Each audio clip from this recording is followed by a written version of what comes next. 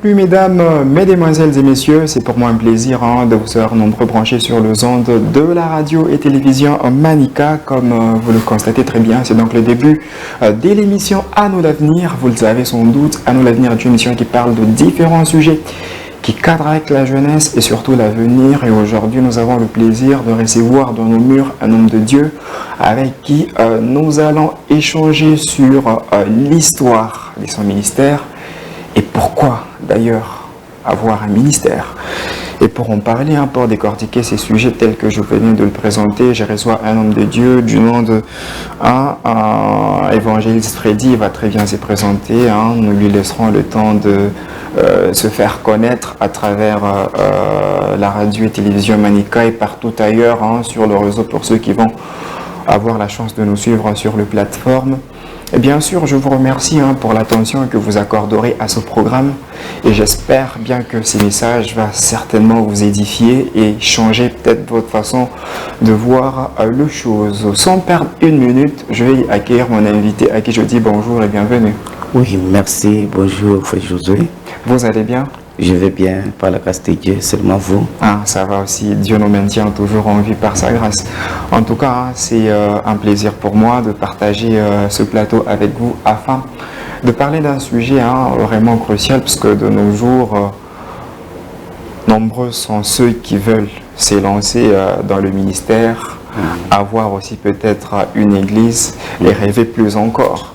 Mais aujourd'hui, nous allons retracer d'abord l'histoire de votre ministère, votre parcours. On va essayer, chercher à savoir comment est-ce que tout cela a commencé. Biranza Kadje, vous en êtes où?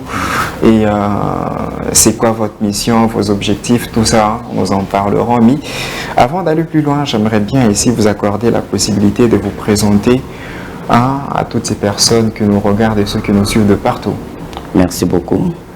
Je suis évangéliste Freddy, jeune chrétien, croyant du message que Dieu nous a envoyé à travers le prophète William Branham.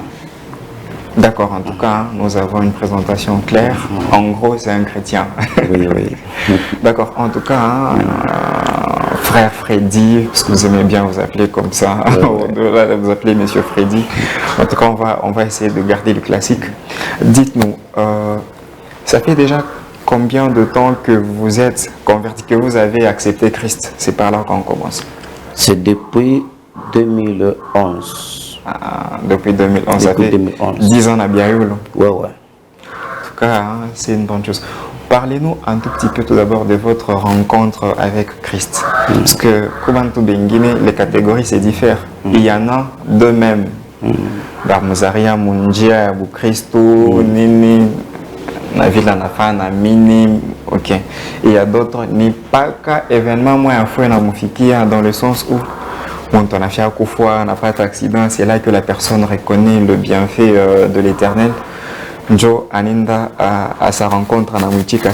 Comment s'est passée votre rencontre avec Christ? Bon, moi, c'était un ami de mon grand frère qui m'avait invité un jour à l'église. Oui. Et lorsqu'on m'avait invité, quand j'arrivais là, j'avais écouté la parole qu'on avait prêchée. C'est à cause de cette parole qui m'avait poussé de donner ma vie en Christ. D'accord. En tout cas, nous avons moins compris. Au moins, vous avez un très bon parcours. Un accident, un journée, après. En tout cas, c'est vraiment une très bonne chose. Parlez-nous un tout petit peu de votre ministère. Déjà, ayant accepté Jésus-Christ depuis 2011 jusqu'à aujourd'hui, je pense que pendant ces temps, vous avez eu à faire deux choses. Avez-vous un ministère? Oui. Et d'où est partie l'idée ou d'où est venue la vision de commencer un ministère? Certes, Kuba Christ à chaque fois mini tout en a mini, mais écoute peut-être animbaka loike anasomaka kama ni ma versé et autres, mais vous, au-delà d'être chrétien, vous vous êtes fixé, vous avez peut-être eu une vision d'être évangéliste et de commencer un ministère. Pourquoi vous avez commencé le ministère et d'où est venue cette vision? Bon, merci beaucoup. ce ministère. L'histoire de mon ministère, ça a commencé depuis 2019. Depuis 2019, j'étais à Kinshasa. J'avais commencé à me débrouiller. Je voulais parler quelque chose. Je sais que sa voix aidait vraiment quelqu'un. Allez-y. J'avais commencé à me débrouiller depuis qu'il. J'avais commencé à faire cabine, vendre les unités. Et aussi, j'avais commencé à vendre les cigarettes. Et lorsque j'avais commencé à vendre les cigarettes, un jour, le Seigneur m'a parlé au sommeil. Il m'a dit, une fois m'a dit, pourquoi tu vends les cigarettes? Et je vis encore, une doigt m'a fixé là où le prophète Branham a parlé sur le cigarette. Quand je vis ça, ça a commencé à me déranger dans mon cœur. Et souvent même les gens qui viennent pour acheter les cigarettes là, quand tu viens là, on dit, ah, nous voyons au tabernacle, on a au Jisha, Matumbaku. Ça me dérangeait trop. Et j'avais commencé à prendre des décisions pour que je puisse terminer le cigarette que j'avais commencé à vendre. Je n'arrive pas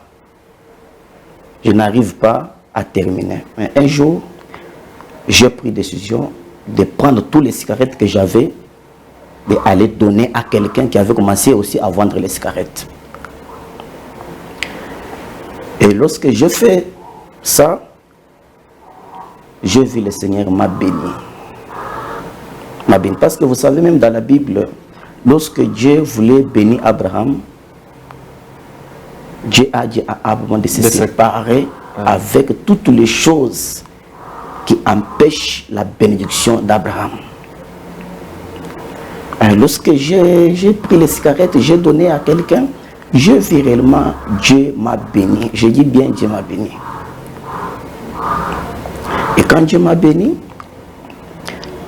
la bénédiction était pour un but. Ce n'était pas seulement pour me bénir, c'était pour un but. Maintenant, un jour, j'avais avec mon grand frère, nous étions avec lui ensemble. C'était la nuit, à 23h, j'ai vu mon grand frère était tombé malade, mort de tête. Il a commencé à pleurer. À 23h. Vous savez que quand une grande personne pleure, ça fait vraiment... Oui, ça fait vraiment mal. Il m'a appelé, m'a dit, Freddy, viens prier pour moi.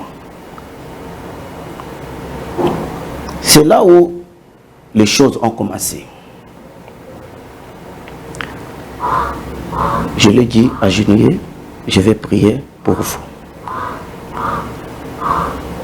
J'ai pris ma main, j'ai imposé sur lui. Vous avez imposé votre main sur sa tête? Oui, oui. J'ai prononcé que des mots. Je lui ai dit, au nom de Jésus, sois guéri.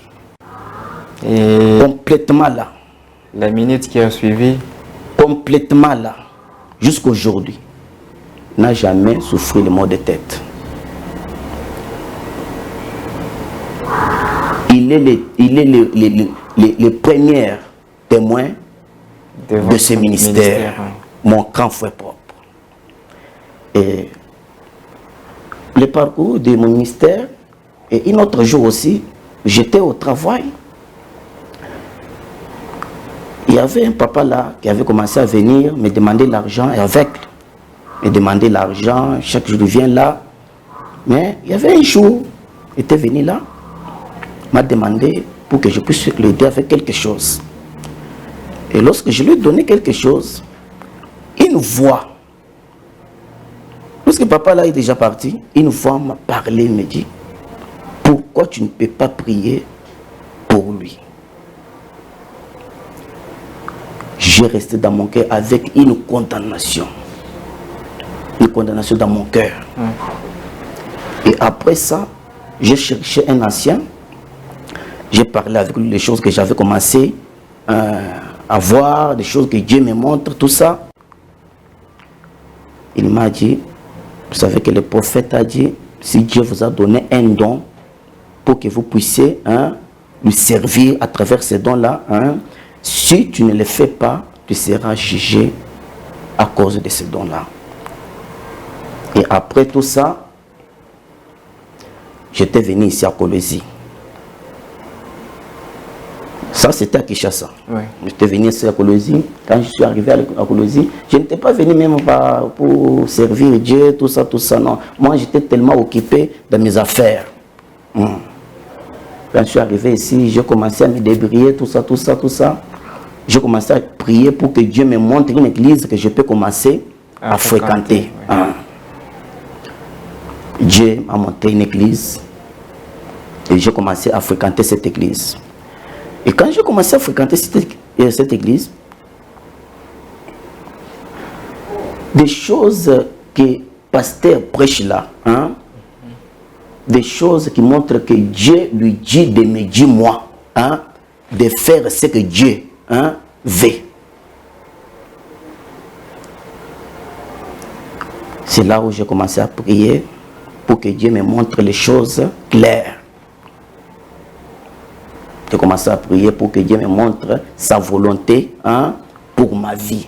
Parce qu'aujourd'hui, il y a des gens qui connaissent bien parler le français, excusez-moi, des gens qui connaissent bien parler le français, qui connaissent bien lire les passages bibliques, mais qu'ils savent donner leur même le ministère. Vous savez. Maintenant, j'ai commencé à prier pour que Dieu me montre ce que je vais faire. Un jour, j'étais dormi, j'ai vu le Seigneur m'a montré, je suis en train de prêcher dans un petit marché. J'étais en train de prêcher. Et quand j'ai fini de prêcher là, il y avait des mamans qui sont là. Il me dit, pourquoi tu as terminé? Il faut quand même continuer. Nous voulons écouter les choses que tu parles. Et je me suis réveillé, j'ai parlé avec ma femme. Et nous avons laissé ça entre la main de Dieu. J'étais en train seulement de prier pour que Dieu réellement me parle et me montre réellement ce que je peux faire. Et un jour, j'étais à l'église, le dimanche, j'avais commencé toujours à prier pour que Dieu puisse me parler même à travers quelqu'un. Parce qu'il y avait toujours des gens qui me disaient que non, tu as un ministère, tu as un ministère, tu as un ministère. Moi, vraiment, je voulais réellement que Dieu lui-même me parle. Que vous puissiez avoir cette confiance. Me convaincre. C'était le dimanche à l'église, je priais. J'ai dit à Dieu, Seigneur, si réellement tu m'as appelé pour te servir, je voulais que les lundis, tu me parles à travers quelqu'un. Je ne sais pas comment tu vas me parler, mais j'ai besoin que tu me parles à travers quelqu'un. Le lundi, parce que souvent moi j'ai l'habitude d'ouvrir mon connexion à partir de 9h. Quand j'arrivais au travail, j'ai pris mon téléphone et j'ai trouvé l'audio de mon grand frère qui était resté à Kinshasa. Il m'a envoyé l'audio seulement le même lundi. Il m'a dit, Freddy, est-ce que tu sais que tu as un ministère? Dieu t'a appelé pour. Oh là là. Dieu t'a appelé pour lui servir, pour prier pour les malades et pour prêcher la parole. C'est à travers de là. Ce sont des choses réelles que j'ai dit, et ce sont des choses réelles. J'ai commencé quand même à sentir la peur dans mon cœur. La peur. Même ma femme a commencé à sentir la peur. Il ne voulait pas même rester avec moi.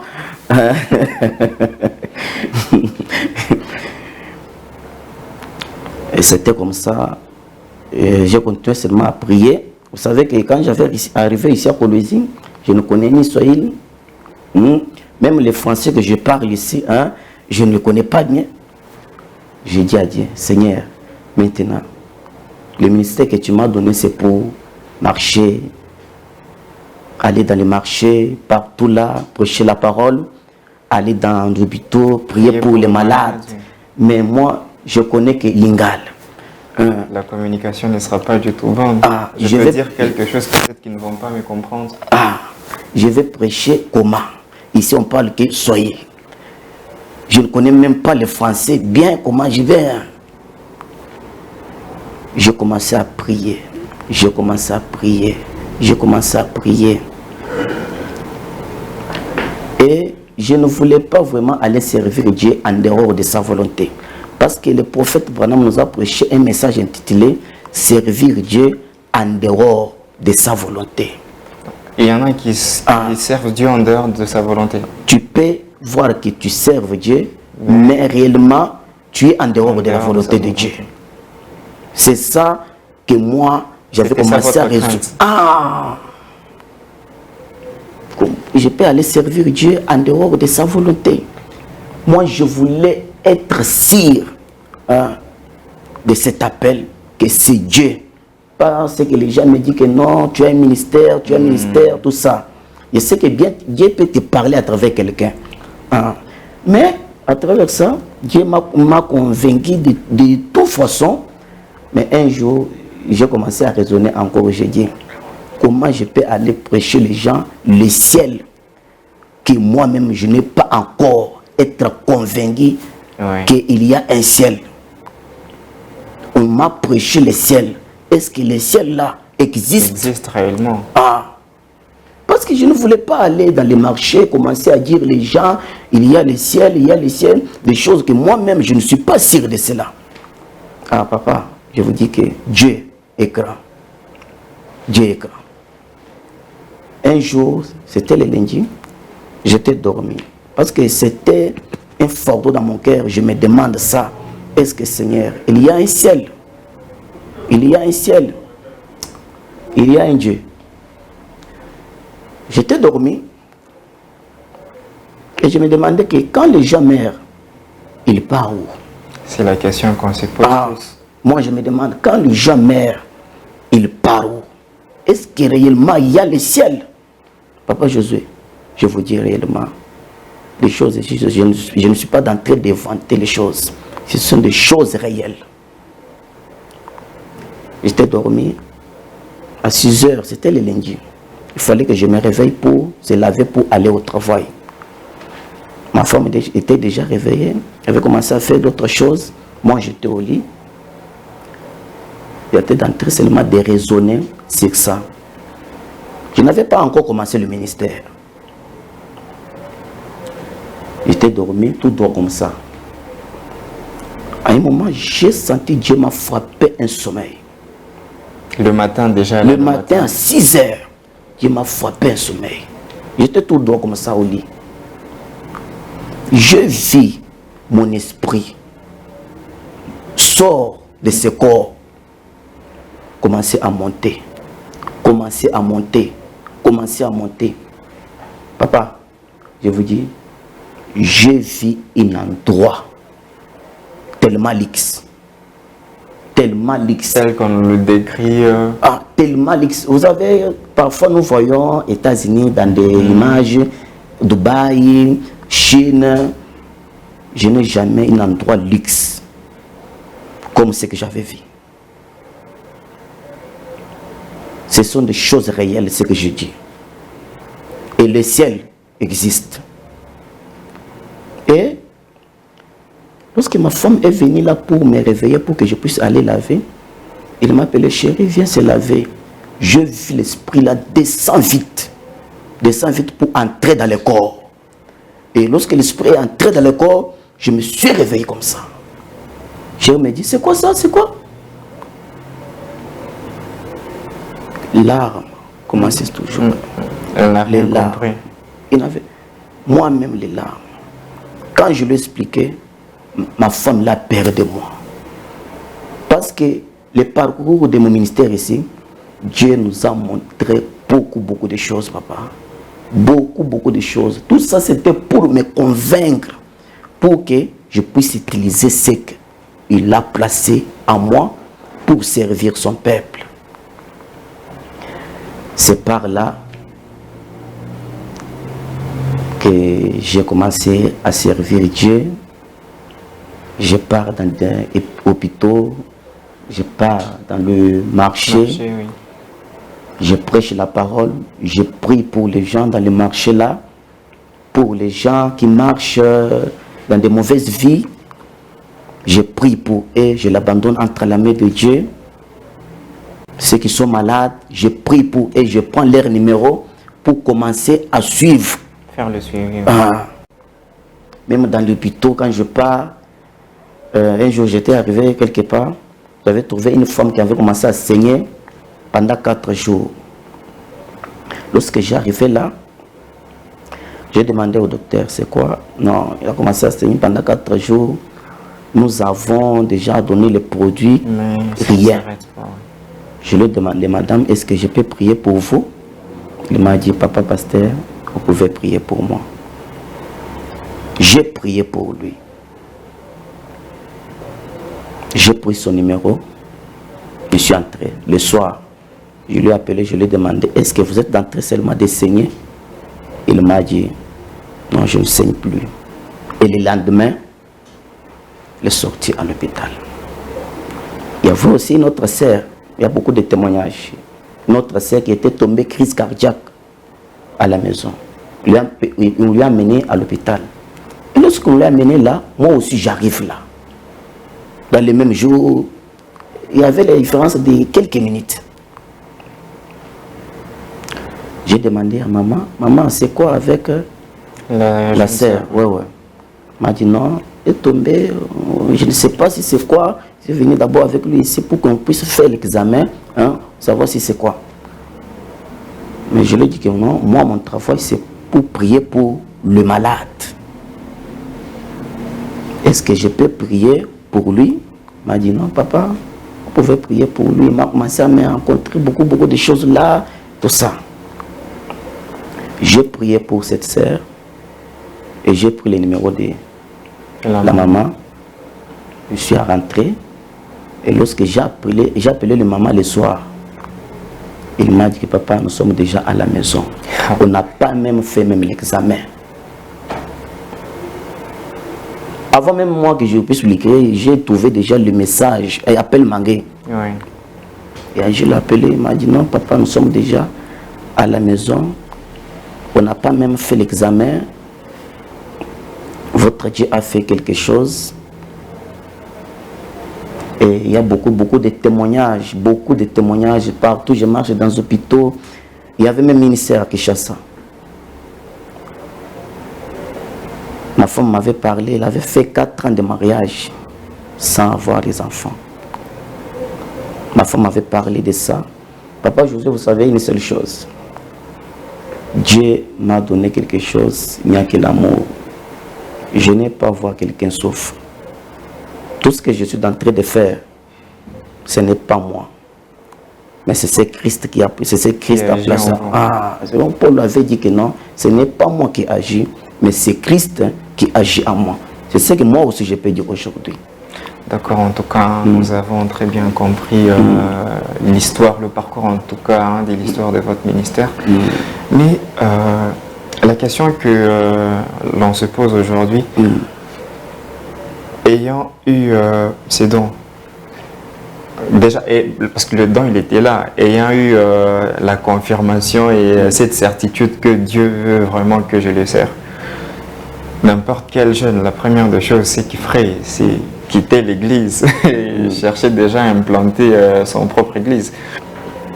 Est-ce que l'église que vous fréquentez constitue un obstacle, soit l'église essaie aussi de vous accompagner? L'église ne se présente pas comme un frein pour évoluer dans votre ministère? L'église, pour commencer l'église ou bien... Non, parce que vous fréquentez une église. Oui, j'ai mon pasteur. Oui, c'est ça. Est-ce que le fait de faire ce que vous êtes en train de faire, parce que Et à certaines églises, si vous n'êtes pas peut-être qualifié, vous ne pouvez pas faire ça. L'église constitue un frein ou soit c'est bon, vous arrivez à bien travailler avec la bénédiction et l'accompagnement de votre pasteur. Bon, vous savez, ce que je fais, mon pasteur il est au courant de cela. Okay. Vous savez, aujourd'hui, il y a beaucoup de ministres qui sont dans l'église. Beaucoup de ministres. Il attend que leur pasteur puisse le dire pour aller prêcher. Mais quand nous regardons dans la Bible, le maître nous avait ordonné, à Marc 16, il nous a dit d'aller par tout le monde, faire prêcher la bonne nouvelle. Celui qui croira sera sauvé, celui qui ne croira pas il sera condamné. Et voici les miracles qui accompagneront ceux qui auront cru. À mon nom, ils chasseront les démons. Ils imposeront les mains aux malades et les malades seront guéris. Maintenant, moi, en tant que je sentis le feu là, brille dans mon cœur, je ne peux pas rester dans le bas à l'église en tant que mon pasteur puisse me donner la chair. Prêcher à l'église, c'est bien, mais ce n'est pas ça, c'est réellement ce que Dieu m'a appelé de faire. Oui. Ah. D'accord, en tout cas, nous avons vraiment très bien compris cet aspect des choses. Mais, et aussi, peut-être, bon nombre de gens aujourd'hui sont ceux qui ont peut-être un don, qui ont du mal à exploiter cela. Quel conseil déjà pourriez-vous donner aux jeunes, ceux-là qui ont vraiment cette envie de servir Dieu, mais ils ne savent pas comment le faire et surtout comment avoir la confirmation? Est-ce que cela demande toujours que l'on vous prophétise, qu'on vous donne un message comme quoi, non frère, moi je vois que tu vas servir Dieu pour commencer à le servir, soit comme vous aviez vraiment cette envie, vous faites ces soucis-là de l'amour en vous, à partager aux autres, à ne pas voir les autres souffrir, c'est déjà quand même de signes que chacun de nous peut avoir en lui pour savoir que non, je suis appelé à faire quelque chose. Ou il faudrait toujours attendre une prophétie venant d'ailleurs pour commencer. Oui, merci. Vous savez, le ministère, ce n'est pas quelque chose que Dieu traite avec un groupe de gens. Le ministère, c'est quelque chose que Dieu traite avec une seule personne. Oui. Vous savez, quand vous avez un appel qui vient de la part de Dieu, toi-même, tu vas commencer à sentir dans ton cœur. Tu vas commencer à sentir dans ton cœur. Il n'y a pas le problème là qu'on puisse vous dire, on puisse vous donner les prophéties, on puisse vous dire ça. Non, non, non, non, non, non. Si tu sens un appel dans ton cœur, que réellement Dieu te parle à travers les songes, Dieu te parle d'une manière ou d'une autre, tu as déjà prié, tu constates que non, c'est la volonté de Dieu pour que je puisse servir le Seigneur. Je ne sais pas quel don que Dieu peut donner à quelqu'un, chanter, je ne sais pas. Moi, je peux dire que celui qui sent en lui qu'il a un ministère pour prêcher ou bien pour faire quoi de la part de Dieu, qu'il demande d'abord la volonté de Dieu. Le plus important, c'est d'œuvrer dans la volonté de Dieu plutôt que de servir Dieu en dehors de sa volonté. C'est ça qu'il demande d'abord, la volonté de Dieu. Alors, partant de votre ministère, parce que j'aimerais vous poser un peu une question pertinente, et il y en a qui peuvent croire, parce que on voit en tout cas de pasteurs, je ne suis pas contre, je ne suis pas en train de dire ça en mal, on le voit monter dans des bus, exhorter les gens pendant le voyage, prier pour eux, et au final, faire des offrandes, des appels de fonds, moi j'ai déjà assisté à ça. Et vous également, on vous retrouve dans des marchés, vous êtes en train d'aller dans des hôpitaux, par-ci, par-là, prier pour les gens et tout. Est-ce que c'est entre nous? Parce que c'est parmi le bon, parmi le vrai, le faux aussi existe. Donc, il y a d'autres personnes qui peuvent croire que vous faites ça juste pour avoir de l'argent. Alors, par rapport à cette question, Moninda combien tout la personne vous dit que personnellement, ça vous fait quoi quand vous entendez cela? Bon, vous savez, souvent même quand je pars dans le marché pour prêcher, vous savez que beaucoup de gens pensent seulement que non, les évangélistes viennent pour chercher de l'argent.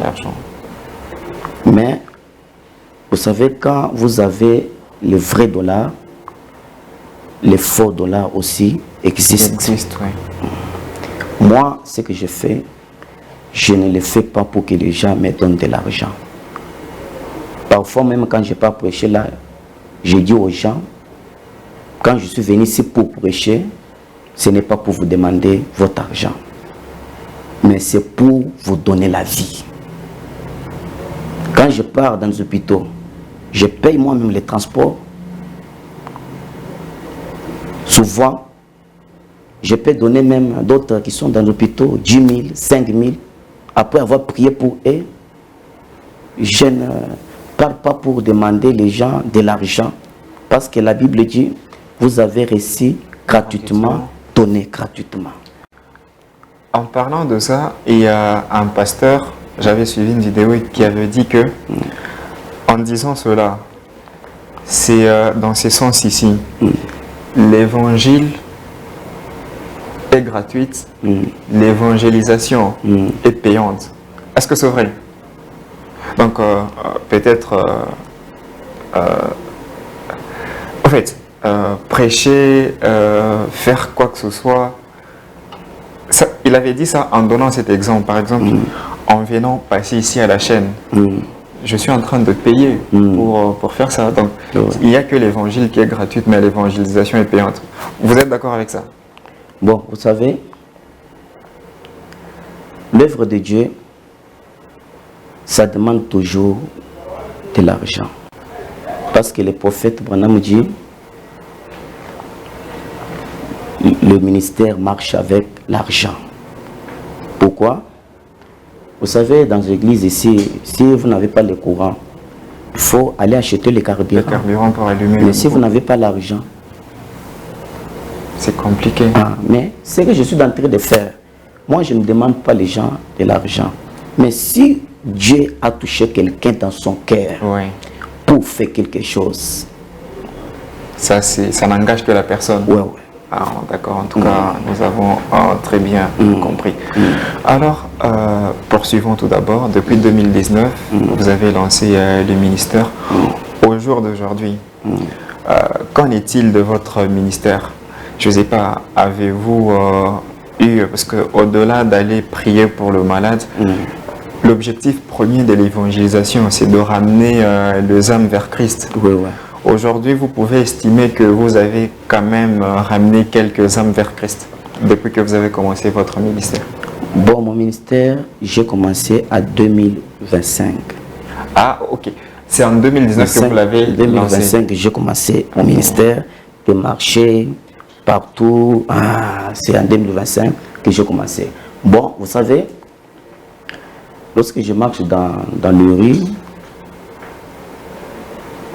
quand je prêche l'évangile, s'il y a des gens qui voulaient donner leur vie en Christ, vous savez, nous aujourd'hui, avec le message, le prophète nous dit que aujourd'hui, quelqu'un peut recevoir le Saint-Esprit par l'imposition des mains. Donc, ce n'est plus ce que nous sommes habitués, il faut toujours émerger quelqu'un dans l'eau. Vous pouvez passer dans l'eau, mais il y a une autre urgence. Vous voyez que non, ici, il n'y a pas les moyens d'amener quelqu'un dans beaucoup de choses. Vous abandonnez la personne entre la main de Dieu. S'il est content de commencer à fréquenter l'église à laquelle moi je fréquente, il va commencer à fréquenter. Mais moi, je ne force pas les gens à me suivre. Mais en entre-temps, c'est pas aussi peut-être un travail inachevé. Par exemple, aujourd'hui, vous prêchez quelqu'un, vous l'indiquez le bon chemin. C'est comme Bako, mais si là, vous venez peut-être de l'orienter, mais si vous ne l'encadrez pas, vous ne pensez pas que Ata vous dira pas comme Maïcha? Non, souvent, je montre quelqu'un, l'église qui peut commencer à fréquenter. Souvent, je pars à Moussompo, vous savez à Moussompo. Moi, l'église, c'est ici à Quartier Latin. Oui. À Moussompo, je peux dire que non. Ici, s'il y a une église du message, ou bien une église telle, hein, vous pouvez commencer à aller à fréquenter cette église après avoir prié pour la personne. Vous savez, souvent je prends les numéros de gens. Alors, d'accord, nous avons compris. Et donc, en allant vers les gens, en vous présentant étant un frère du message, vous êtes vraiment très bien agué parce qu'il y en a qui confondent vraiment les choses. Il y en a qui considèrent certains frères du message que ce sont des branhamistes, dans le sens où, je ne sais pas, pour eux, le frère William Branham, c'est lui Dieu, et tout ça, tout ça. Et souvent, vous faites aussi, il vous arrive d'être buté à ces genres de difficultés. Vous vous présentez à quelqu'un, au lieu peut-être de laisser la personne, et au lieu de la personne de vous laisser écouter le message, mais la personne engage une discussion. Non, d'ailleurs, vous croyez que c'est lui Dieu alors que nous savons et tout. Vous faites aussi face à ces genres de difficultés. Vous savez, le message que Dieu nous a envoyé à travers le prophète. Vous avez écouté, je l'appelle qui? Prophète. Le prophète. Il n'est pas Dieu. Vous savez, le diable, quand il trouve quelque chose de bon, il va commencer aussi à copier. Imiter, c'est un imitateur. Ouais. Il imite tout ce que Dieu a fait de bon. C'est pourquoi aujourd'hui vous entendez que Branham est Dieu. Branham est Dieu. Tout ça, ça empêche même d'autres gens de croire le message. Vous partez dans les réseaux, partout là, vous écoutez les gens qui disent non, Branham est Dieu. Branham est Dieu. Non, Branham n'est pas Dieu. Nous avons qu'un seul Dieu. D'accord, en tout cas, là, en tout cas, le message est vraiment très clair. Alors, je rappelle à toutes ces personnes qui nous suivent en ce précis moment que nous sommes en train d'échanger avec le frère Freddy. C'est un évangéliste, vous l'avez vraiment écouté. Moi, quand il était en train de parler, j'avais vraiment la chair de poule. En tout cas, nous poursuivons avec notre entretien. Alors, ayant suivi la vision de Dieu pour le servir à travers sa volonté, aujourd'hui, êtes-vous vraiment satisfait de la vie que vous avez? Parce que vous êtes jeune à vous voir comme ça. Il y en a, certains jeunes préfèrent aller femme à politique, Benguine, Banakuya Takamani, je ne sais pas, Banakuya, donc Makaji, Kajetouya Mingi Mingi, mais vous avez consacré votre vie à servir Dieu, à aller évangéliser les gens, à aller prier pour le malade, à aller faire ça. Vous êtes vraiment satisfait de la vie que vous avez en Christ aujourd'hui? Oui. Je suis tellement content parce que sur la terre ici, s'il y a quelque chose que nous pouvons faire, c'est servir le Seigneur. C'est servir le Seigneur. Dans tout ce que nous pouvons faire, une seule chose, c'est servir le Seigneur. D'accord, en tout cas, merci beaucoup. Nous vous avons compris. Nous sommes en train de chuter petit à petit avec notre émission. Mais on aimerait un tout petit peu savoir, aujourd'hui, déjà, le ministère a commencé en 2025. Quelles sont vos attentes à long terme, vos objectifs? C'est peut-être d'ouvrir aussi une très grande église, de faire des croisades, ou vous seulement, tel que vous l'aviez dit, selon votre vision, c'est seulement aller dans le marché, prier pour les gens, revenir et ça s'arrête là? Bon, vous savez, mon ministère, je l'ai intitulé le ministère Marc XVI. Elle est... Le ministère Marc 16. Qui dit quoi d'ailleurs, Marc 16? Marc 16. Marc 16, c'est ce que le Seigneur a demandé, nous a dit de faire. Oui. Ah, c'est pourquoi j'ai intitulé cela Ministère. le ministère Marc 16. Bon, notre ministère, nous avons un camp de vision sur ce ministère. Ce n'est pas seulement pour mettre une église, mais c'est pour commencer à organiser des grandes campagnes D'évangélisation. d'évangélisation, de guérison et de miracles. C'est ça le but de ce ministère. D'accord. Alors, au jour d'aujourd'hui, est-ce que y a-t-il un endroit où vous vous réunissez pour prier, ou soit vous, là d'abord actuellement, en dehors de l'église, je veux dire? Y a-t-il un endroit où le ministère peut-être s'est réuni pour prier, ou vous partez uniquement que dans le marché, et peut-être à travers ce message, certaines personnes peuvent être touchées et voudraient vraiment vous rencontrer pour vous exposer leurs problèmes, avoir des orientations, ou peut-être bénéficier de la prière? Bon, moi, je n'ai pas un endroit, mais si quelqu'un a besoin de moi, il va prendre que mon numéro, il va m'appeler et on va voir comment on va partager avec lui. D'accord. Alors, c'est possible, déjà, le numéro, il est affiché pour ceux qui nous regardent, ils sont en train de le voir. Alors, pour ceux qui nous écoutent, c'est possible de lancer votre numéro pour permettre à tous ceux-là qui auront vraiment besoin de la guérison, de la délivrance, de donner leur vie à Christ, peut-être de vous contacter, histoire d'avoir un peu plus d'orientation. Merci. Mon numéro, c'est 089 77 69 730. C'est mon numéro WhatsApp, même appel normal. D'accord. En tout cas, j'aimerais que vous puissiez regarder la caméra et lancer un message à tous ceux-là qui n'ont pas encore reçu Christ dans leur vie, et peut-être à tous ceux-là aussi qui nous ont suivis. Qu'est-ce que vous pouvez leur dire? Bon, un petit message que je peux dire aux enfants de Dieu partout. Vous savez que dans la Bible, dans Jean 3,16, la Bible me dit que Dieu a tant aimé le monde, il a donné son Fils unique. Ce n'est pas pour condamner, mais pour sauver. C'est pourquoi, mon frère, ma sœur, toi qui es d'entrer des vies, dans des vies que toi-même tu constates que non, ce n'est pas bien. Jean 3,16, c'est la délivrance. Jean 3,16, c'est la joie pour ceux qui n'ont pas la joie. Jean 3,16, c'est la force pour ceux qui sont fatigués. Jean 3,16, c'est la vie pour ceux qui n'ont pas la vie. Recevoir Christ dans votre cœur. Toutes les choses de ce monde, un jour, ça va s'arrêter. Recevez Christ dans votre cœur et vous serez sauvés. Merci.